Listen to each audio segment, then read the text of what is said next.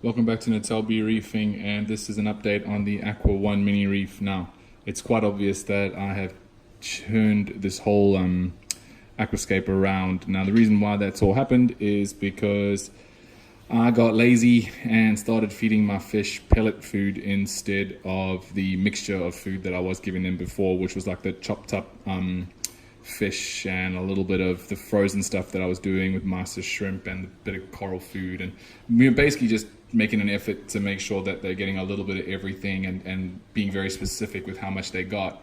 And I started chucking in pellet food. I think it was Vitalis or something like that. It was this free sample I got with purchasing something from a fish store. And over a period of about a week, the entire back wall, that entire overflow box, the entire glass underneath here got covered in about, I'd say, cyano that was maybe about that long. So I'd say maybe 0.2 of a centimeter, so like 2 mils thick, just everywhere. So what I did tonight was I went in and scraped it all off the back, scraped it all off there, scraped it off the ground, softened it all out, did a massive water change. I'm not going to be feeding that food anymore, and tomorrow I'm going to do a CYANO RX treatment. Now, I've done it before when I had a much smaller tank than this, believe it or not, they do exist. And it worked really well. So tomorrow will be the day that I dose it in the morning, switch off the skimmer. I don't have carbon or GFO or anything running, so it'll be fine. All I have to do is switch the skimmer off, and then 24 hours later do a 25% water change, and if I need to, just repeat the treatment again. But while we're here, I'll just show you how everything is going. Despite the cyano, everything actually did quite well. Nothing has been doing poorly. With the tank, with the scape turned this way, we can see the gold torch a little better. It's a really nice piece. I do like it. It is quite happy and healthy. So yeah, that's a nice coral out in the front now. This piece here with the Syria, I'm just making names up now, I've got no idea. I think it's a bird's nest. These are different types of bird nest. That one at the back, this one at the front's got a slightly different color. That's the one that I told you the other day is dead. The one in front of it's obviously not dead. And we've got the little hermit crab doing us a job over there. Out the back, we've got cactus and another type of bird's nest, which is coloring up really well since not being high up anymore.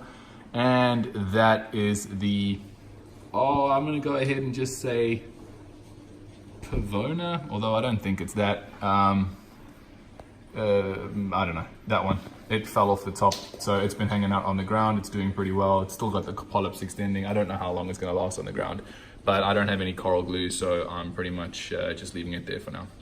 The clam, yep, the clam is still doing quite well. Now that I've kicked all the dirt up, we might see all the feather dusters out and about. They usually tend to come out when there's a lot of stuff floating around. So if we can see any, no, I can't, maybe here. There's one right in the middle of the picture. And, there's one at the back end there. You can just see its fluffiness over there. That is an Aptasia that I am just leaving there because I need to put something on it, like glue, but guess what? I don't have glue, so that's probably my detriment, but I'm leaving it there. There's that little Montipora frag, which is now sort of towards the back.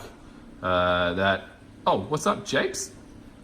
Coming up, look, must think there's food coming. Anyways, that's JP. There is the morph, and then Roctopastry Normus is at the back over there. And the so the chalice coral that you could never see is now even more difficult to see because now it's pointing directly backwards. This is another green bird's nest, which is pretty happy up here. That used to be only one extension, we'll call it phallus. It's now looking like it wants to be 2, so they always say 2 are better than 1.